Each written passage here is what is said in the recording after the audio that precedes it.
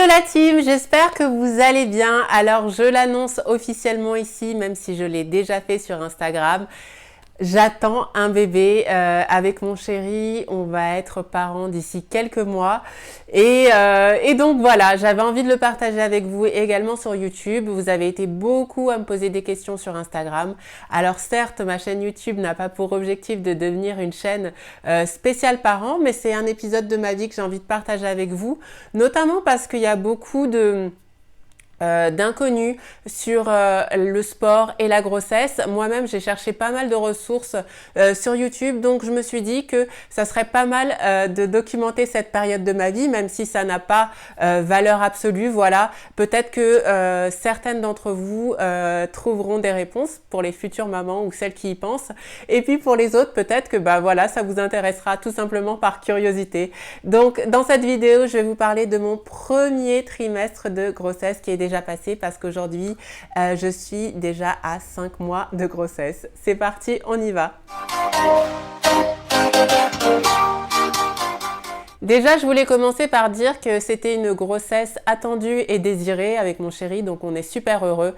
Je me suis rendu compte au bout de 1 mois que j'étais enceinte et avant ça, j'avais déjà eu quelques symptômes. Je ne savais pas encore que c'était ça, mais c'était déjà bien entamé, notamment la fatigue. La fatigue, quand on tombe enceinte au premier trimestre, c'est extrême. C'est-à-dire que si vous me suivez un petit peu sur Instagram, vous savez que je ne dors pas beaucoup, que j'ai une tendance insomniaque.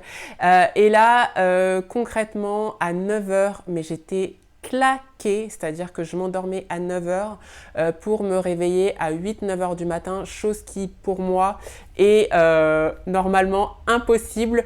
Donc ça c'était le premier symptôme de grossesse qui est apparu au cours de mon premier trimestre. J'étais tellement fatiguée que l'entraînement, c'était vraiment quelque chose qui était très dur, voire qui a même été impossible à certains moments parce que en fait, ça avait carrément atteint ma motivation.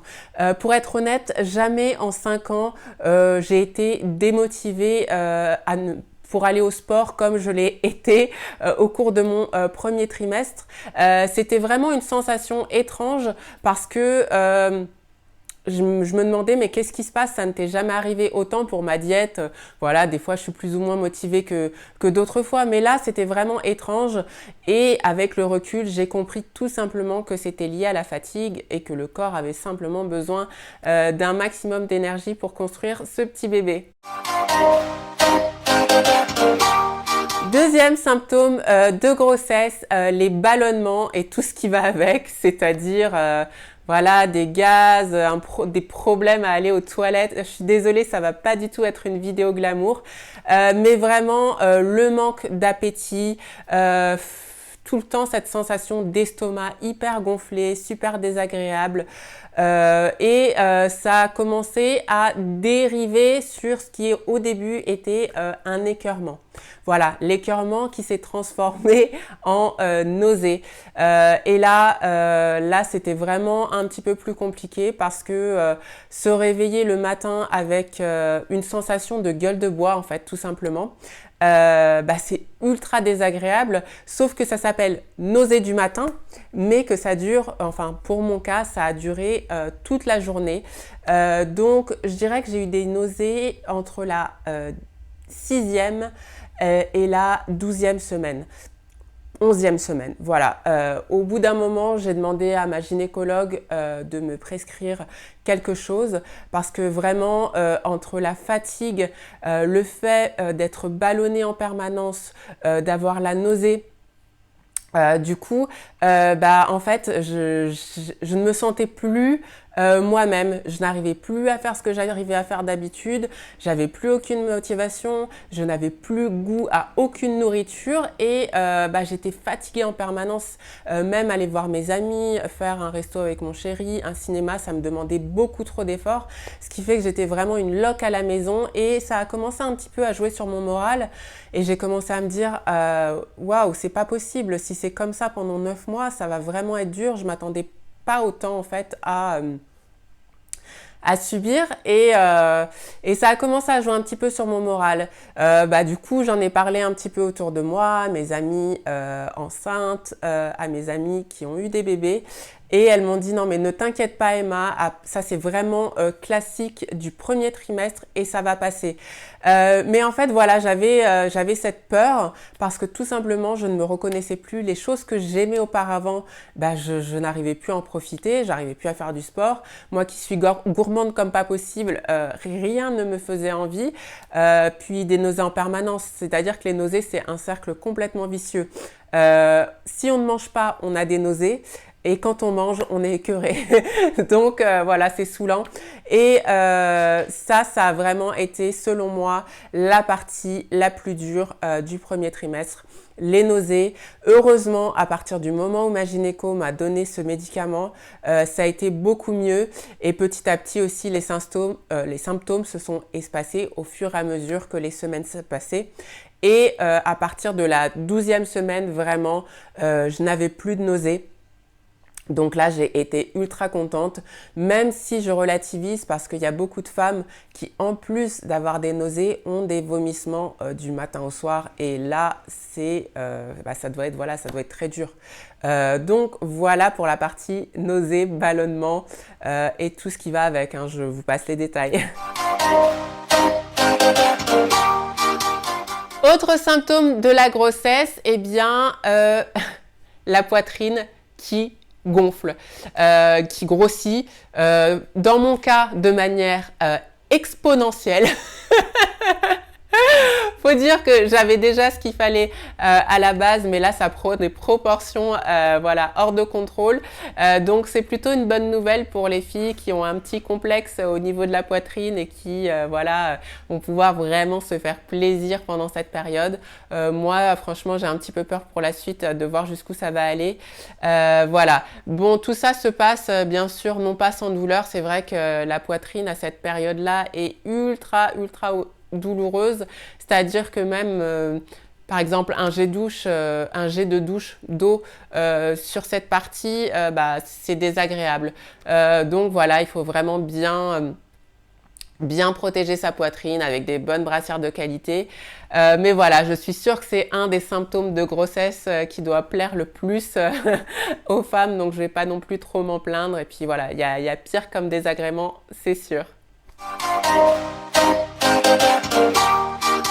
Autre petit désagrément du premier trimestre. Alors c'est vrai que je sais que ça fait partie des symptômes de la grossesse et du premier trimestre, mais moi, de base, j'y suis très sujette. Donc je me dis que c'est quand même normal que j'ai fait l'expérience de ces 2 maux de grossesse dont je vais vous parler, parce que voilà, de base, ça m'arrive assez régulièrement. Premier point de désagrément, le nerf sciatique qui fait des siennes. De base, voilà, j'ai un nerf sciatique qui me fait galérer depuis une blessure que j'ai eue. Et là, avec la grossesse, en tout cas, pendant le premier trimestre, ça s'est réveillé. Donc, c'est vrai que déjà que j'avais pas la foi pour aller m'entraîner. Quand en plus, on sait qu'il y a certains mouvements qu'on va devoir éviter à cause d'un nerf qui nous fait mal, c'est chiant. Et deuxième point, les brûlures d'estomac. Alors c'est vrai que moi j'y suis extrêmement sujette à la base. J'en ai eu quelques-unes, mais pour le coup, je m'attendais à pire étant donné que j'avais l'habitude d'en avoir. Voilà. Pour faire simple, voilà, Gaviscon est ton meilleur ami. Quand tu as des brûlures d'estomac, c'est quelque chose qui est autorisé aussi par les gynécos, parce qu'il faut savoir que quand on est enceinte, on ne peut plus faire de l'automédication. Donc c'est important d'avoir l'avis de son gynécologue sur les médicaments qu'on peut prendre et ceux qu'on ne peut pas prendre. Donc voilà, mais c'est quelque chose qui n'a pas duré, donc je suis assez contente, mais voilà, c'est assez courant de faire l'expérience en tout cas de ces symptômes. Sinon, au niveau du poids, je n'ai pas pris de poids au premier trimestre. Ma gynéco m'avait dit qu'il n'y avait pas besoin de prendre du poids au premier trimestre. J'en ai même perdu un petit peu. Ça s'est rééquilibré après parce que c'est vrai qu'avec toutes ces nausées, eh ben, on mange beaucoup moins. Moi, clairement, je n'arrivais pas à faire tous mes repas. Vous savez que j'ai une alimentation assez quand même organisée, régulière. Et je n'avais pas du tout envie de manger que j'aimais manger d'habitude.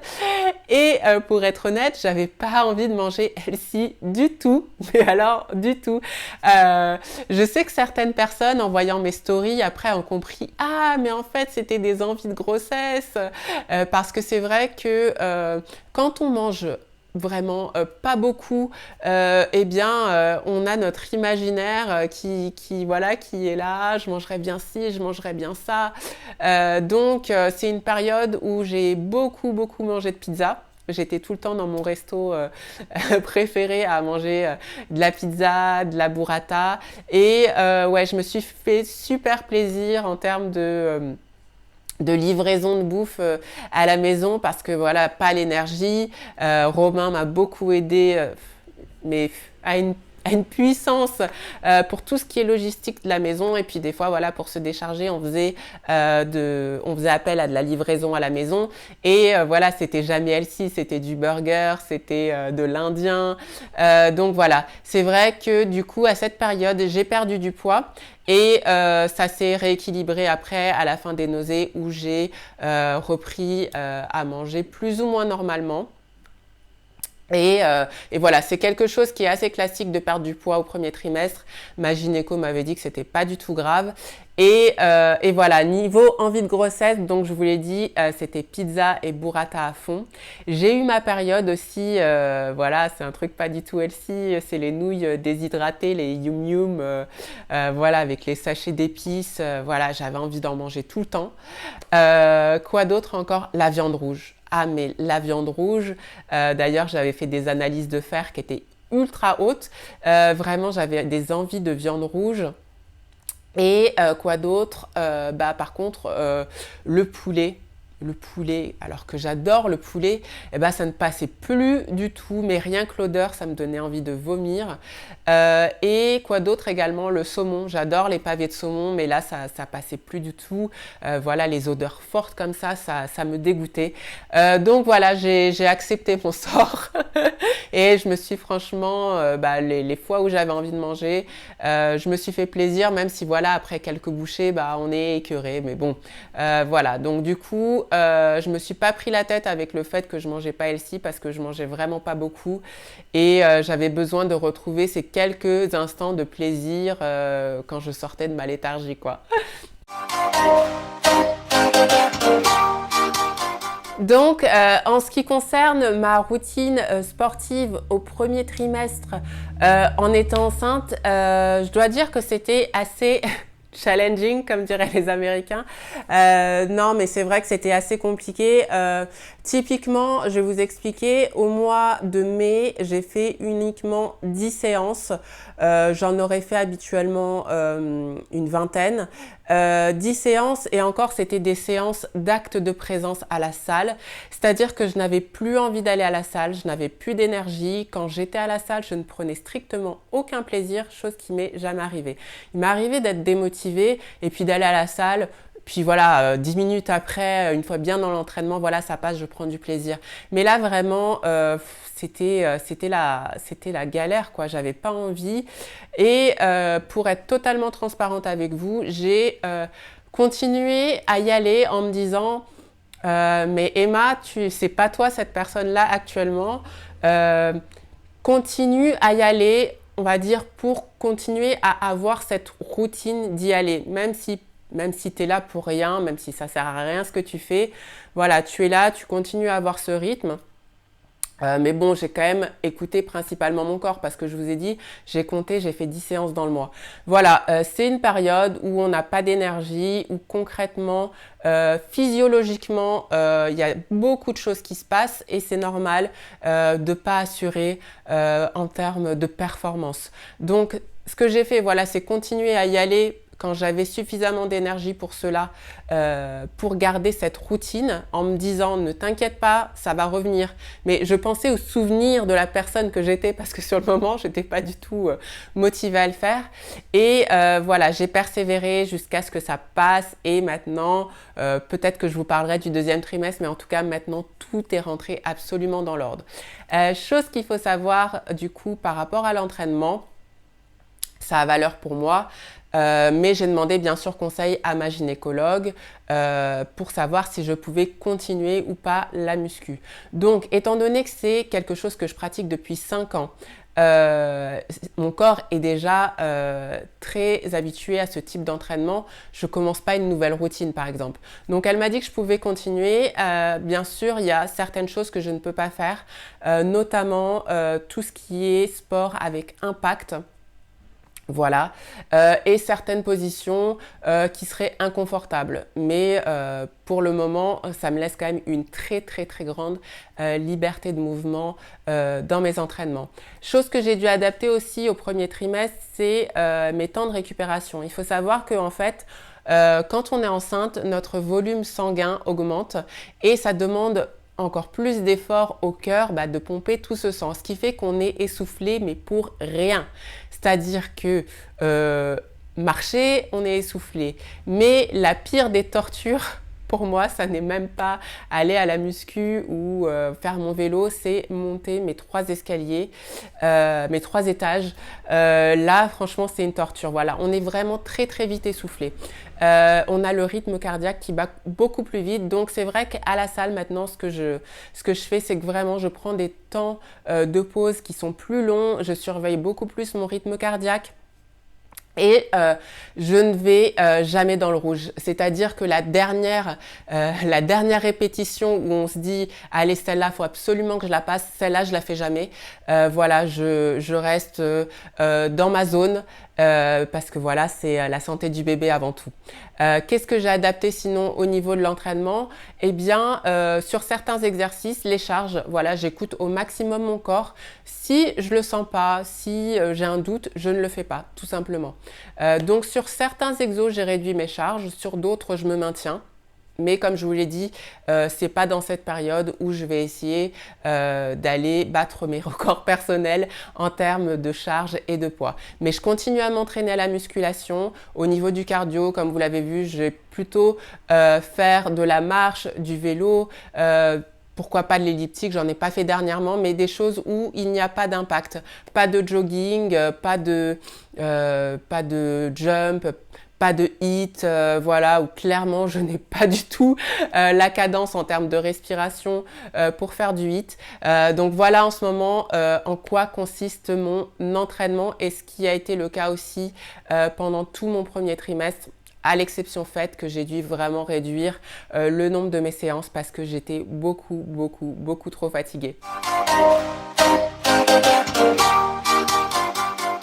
Au niveau psychologique, maintenant, comme je vous l'ai dit en début de vidéo, j'ai passé une période un peu de down, voilà, où je me reconnaissais plus tout simplement, où voilà, je n'étais plus du tout maître de mon corps.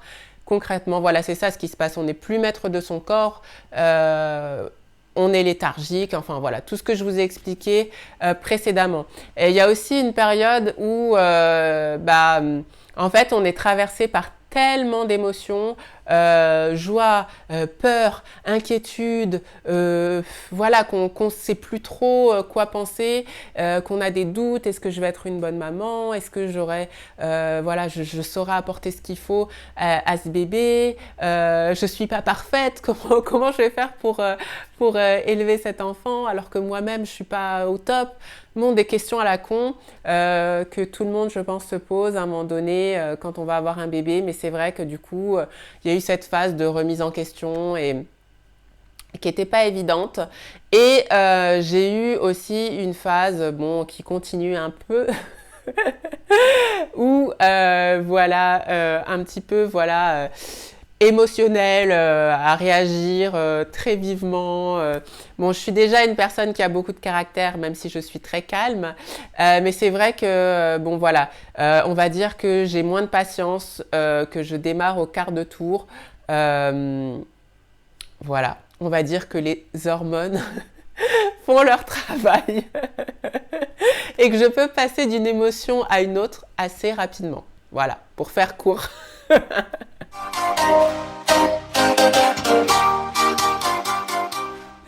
Alors là, dans la rubrique totalement privée, je vous ai parlé des hormones.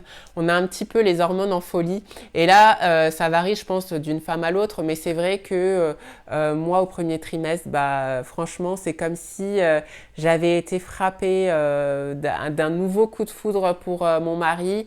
Et ben voilà, quoi, j'étais folle amoureuse. Limite, des fois, on pleurait, quoi, parce que je l'aimais trop. Donc, voilà, c'est cool. Franchement, ça nous a redonné... on s'est vraiment retrouvés comme à nos débuts. Ça, c'est vraiment... Entre tous les trucs qui sont chiants, ça, c'est vraiment la meilleure partie. Mais encore une fois, d'autres femmes vont faire l'expérience inverse où, par exemple, votre mari, tout ce qu'il va faire va vous énerver. Voilà, vous allez plus le supporter, vous n'allez plus supporter son odeur, son parfum que vous aimiez tant. Donc voilà, moi j'ai eu la chance d'avoir le bon côté. Le bon côté, mais voilà, ça sera peut-être pas votre cas, mais en tout cas, ça c'est vraiment une partie super cool. Voilà la team, j'espère que cette vidéo vous a plu. Je sais que ça change complètement des sujets qu'on aborde d'habitude, mais vraiment ça me faisait plaisir de partager ça avec vous. Peut-être que ça ne sera pas utile maintenant et peut-être que vous y reviendrez plus tard. En tout cas, comme je vous l'ai dit, ça m'a fait plaisir de partager ça avec vous. Il y en aura sûrement d'autres. Vous le verrez, si ça vous intéresse pas, vous n'êtes pas obligé de regarder, je vous en voudrais pas. En tout cas, si ça vous a plu, si vous avez aimé en savoir un petit peu plus, voilà, par curiosité ou quoi, n'hésitez pas à me laisser un petit pouce et à vous abonner sur ma chaîne. À très bientôt.